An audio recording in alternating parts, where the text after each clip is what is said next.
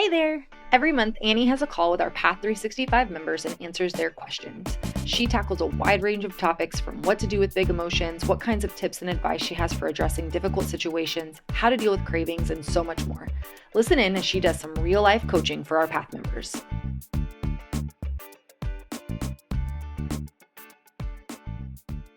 And she says, I completed 9 months of the February 2022 Path course, and I stopped drinking from February through January.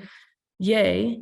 But I picked up drinking the last 2 months. How can I address this in coaching calls? I'm worried if I talk openly about going back to drinking, it will mislead other members into thinking the program didn't work for me. And I don't want to take anything away from their hopefulness. Okay, so hello, this is the sweetest, most thoughtful question I think I have ever gotten. And I think that's just amazing. Like, what an incredible question. So around here, we are so much more in tune with how you feel than your behavior.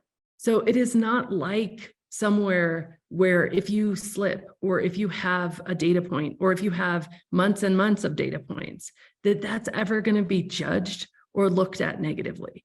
Because the important thing, and honestly, and I'm going to go so far as to say this, and I think this is like a little bit radical, but I really believe it.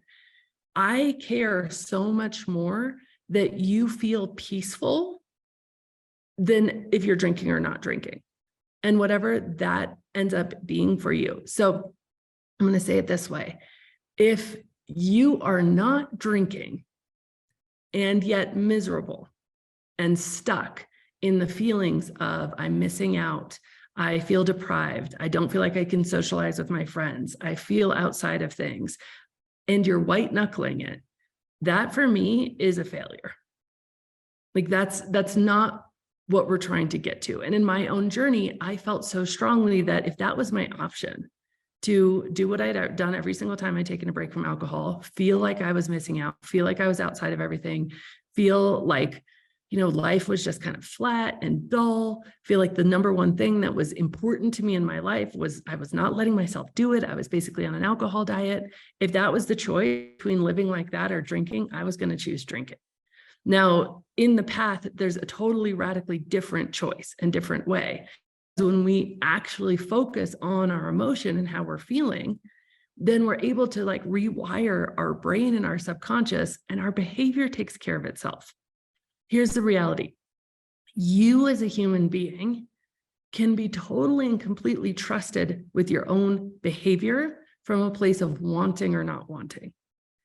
That doesn't feel true right now, because we've gotten very confused, both physiologically in our bodies and psychologically in our minds, to confuse alcohol with something we truly want.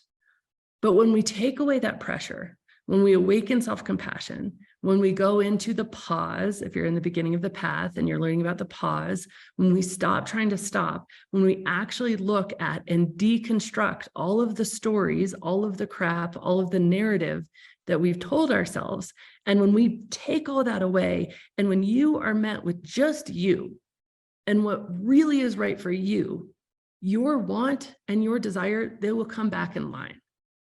Because you don't actually really want to be drinking something that makes you throw up. You don't actually really want to be drinking something that makes you have a hangover the whole next day.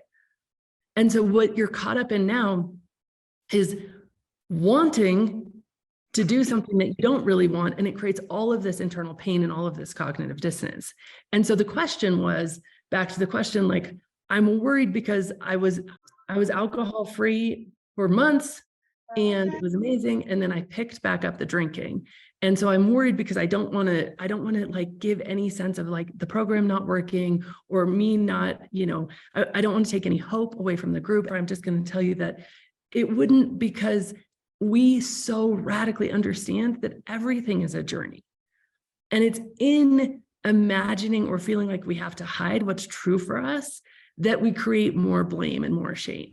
So everything is a journey. Everybody's journey is welcome here. And actually, we're not even too worried about your behavior, because if you engage with the content, if you do the work, and you really allow, most of all, grace and compassion for yourself, your behavior is going to take care of itself over time. And it's not a straight road for a lot of people. right? And even for the people that it seems like a really straight road, there were a lot of twists and turns and, confusion before what appeared to be a really straight road. So even for me, like when I stopped drinking, I pretty much just stopped, aside from my alcohol experiment. But before that, there were starts and stops and starts and stops for years. And so it doesn't like that is not like a metric that we have to stress out about. So just be present, be vulnerable, don't worry. And everybody's on their own journey. Comparison is absolutely the thief of joy. So everybody is on their own journey. And that's just a really, really beautiful thing. So. Thank you so much for listening to this episode. If you're ready to see how This Naked Mind can help you on your personal health and wellness journey and want to learn more, go to thisnakedmindpodcast.com to learn what your next best step is. Again, that's thisnakedmindpodcast.com. We have all of our free resources, programs, social links, and more available for you there. Plus, if you have your own naked life story to share, you can submit it there as well. Until next week, stay curious.